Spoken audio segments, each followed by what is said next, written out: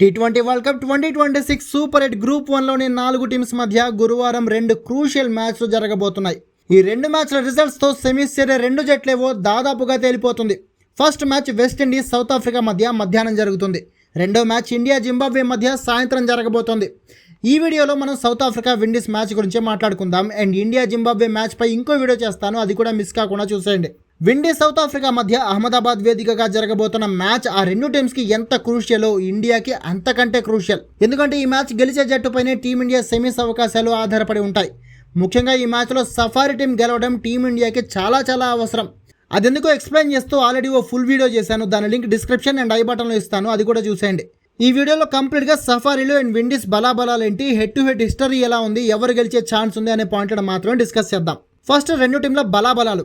Windies batting మొత్తం మాన్స్టర్స్తో నిండిపోయింది. ప్రతి ఒక్కళ్ళు సిక్సర్ల వీరులే. ముఖ్యంగా Shai Hope, Shimron Hetmyer, Sherfane Rutherford, Rovman Powell, Romario Shepherd సిక్సర్లతోనే అపోనెంట్ బౌలర్లకి స్వాగతం పలుకుతున్నారు. దానికి తోడు వాళ్ళ బౌలింగ్లో కూడా Jason Holder, Akeal Hosein, Matthew Forde పేస్తో బ్యాటర్లను భయపెడుతుంటే స్పిన్నర్లు Gudakesh Motie, Shamar Joseph, Romario Shepherd, Roston Chase బ్యాటర్లని వణికించేస్తున్నారు. అంటే స్పిన్నర్లు పేసర్లోనే తేడా లేకుండా ప్రతి బౌలర్ మ్యాచ్ విన్నింగ్ బౌలింగ్ చేస్తూ ఫుల్ ఫామ్లో దూసుకుపోతున్నారన్నమాట. ఇక బ్యాటింగ్ బౌలింగ్ రెండింటిలోనూ విండీస్ ఎదురు లేకుండా కనిపిస్తోంది. నిజానికి విండీస్లో ఈసారి పెద్దగా వీక్నెస్లు కూడా ఏం కనిపించడం లేదు. ఒక్క మాటలో చెప్పాలంటే 2016 ప్రైమ్ వెస్టిండీస్ని మళ్ళీ చూస్తున్నట్లుగా ఉంది. కానీ సఫారీ టీం మాత్రం అలా కాదు. సఫారీల బ్యాటింగ్లో Aiden Markram, Quinton de Kock, Ryan Rickelton, tourney స్టార్టింగ్లో ఫామ్లో ఉన్నట్లే కనిపించినా ఆ తర్వాత ఎందుకో రిథం తప్పారు. వాళ్ళిద్దరి తర్వాత డెవాల్ Brevis, David Miller, Tristan Stubbs ముగ్గురు మంచి ఫామ్లో ఉన్నారు ఇప్పటికీ. కానీ సఫారీ టీంకి ఈసారి పెద్ద మైనస్ సరైన ఫినిషర్ టీంలో లేకపోవడమే. మార్కో యాన్సన్, కార్బన్ బాష్ టీంలో ఉన్నప్పటికీ ఇప్పటి వరకు వాళ్ళకి ఆడే ఛాన్స్ పెద్దగా వచ్చిందే లేదు. ఇండియాపై ఛాన్స్ వచ్చినా ఫెయిల్ అయ్యారు. ఇక బౌలింగ్లో ఎంగిడి, మార్కో యాన్సన్ అదిరిపోయే ఫామ్లో ఉన్నారు. కానీ రబాడా ఫామ్లో లేకపోవడం సఫారీల పేస్ డిపార్ట్మెంట్ని ఇబ్బంది పెడుతోంది. కార్బన్ బాష్ కూడా మంచి సపోర్టింగ్ బౌలింగ్ చేస్తున్నాడు. కానీ స్పిన్లో మాత్రం సఫారీ బౌలింగ్ కంప్లీట్గా తేలిపోతుంది. ఒక కేశవ్ మహారాజ్ తప్ప ఇంకో స్పిన్నర్ టీంలో లేనేలేడు. అహ్మదాబాద్ లాంటి స్పిన్ పిచ్ పై ఇది సఫారీలకు పెద్ద ఎదురు దెబ్బ. సో దీన్ని బట్టి చూస్తే సఫారీ టీం కంటే విండీస్ టీం బ్యాటింగ్ బౌలింగ్ రెండింటిలోనూ చాలా టాప్లో ఉన్నట్లే కనిపిస్తోంది. అందుకే ఈ మ్యాచ్ గెలిచే ఛాన్స్ కూడా విండీస్కే ఎక్కువగా ఉంది. దీనికి తోడు టీ20లో హెడ్ టు హెడ్ హిస్టరీ చూసినా విండీస్దే స్ట్రైట్ డామినేషన్ కనిపిస్తోంది. విండీస్ సౌత్ ఆఫ్రికా 49 టీ20 మ్యాచ్లో తలపడితే అందులో విండీస్ 15 మ్యాచ్ల్లో గెలిస్తే సఫారీలు 14 మ్యాచ్ల్లో గెలిచారు. బట్ టీ20 వరల్డ్ కప్ హిస్టరీలో మాత్రం సఫారీ టీం కంప్లీట్ డామినేషన్ చూపిస్తోంది. మొత్తం 5 మ్యాచ్ల్లో ఈ రెండు టీమ్స్ తలపడితే సఫారీ టీం 4 మ్యాచ్ల్లో గెలిచింది అండ్ విండీస్ కేవలం 1 మ్యాచ్లో మాత్రమే గెలిచింది.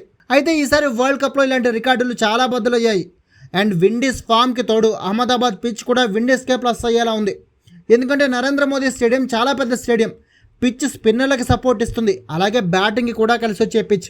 అందుకే విండీస్ స్పిన్నర్లతో పాటు బ్యాటర్లకు కూడా ఈ పిచ్ ప్లస్ అయ్యే ఛాన్స్ ఉంది. కానీ ఈ సీజన్లో సఫారీ టీం ఈ పిచ్ పై ఇప్పటి వరకు 4 మ్యాచ్లు ఆడి 4 గెలిచింది. అంటే ఈ పిచ్ పై కంప్లీట్ కంట్రోల్ సంపాదించిందన్నమాట. అదే టైంలో ఈ పిచ్ పై ఆడడం ఈ టోర్నీలో విండీస్కి ఫస్ట్ టైం. ఇదొక్కటే వెస్టిండీస్ టీంకి డిసడ్వాంటేజ్ అయ్యే ఛాన్స్ ఉంది ఈ మ్యాచ్లో. మరి ఈ ఒక్క అడ్వాంటేజ్తో సఫారీ టీం మ్యాచ్లో మ్యాజిక్ చేసి విండీస్ని ఓడించగలదా అంటే ఏమో చూడాలి.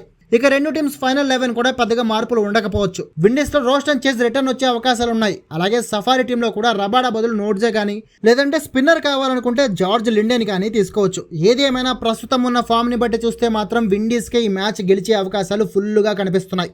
అయితే ఒక పిచ్ అడ్వాంటేజ్ని యూజ్ చేసుకుని మ్యాజిక్ చేయగలిగితే మాత్రం సఫారీ టీం గెలిచే అవకాశాలే ఎక్కువ. అలాగే సఫారీ టీం గెలిస్తే మనకి కూడా ఫుల్ హ్యాపీ, సెమీస్ దారి క్లియర్ అయ్యే ఛాన్స్ ఉంటుంది అప్పుడు. మరి మీరేమంటారు? ఈ మ్యాచ్లో ఎవరు గెలుస్తారంటారు? విండీస్ని సఫారీలు ఓడించి ఇండియాకి సెమీస్ దారి క్లియర్ చేయగలరంటారా? కామెంట్ చేసి చెప్పండి.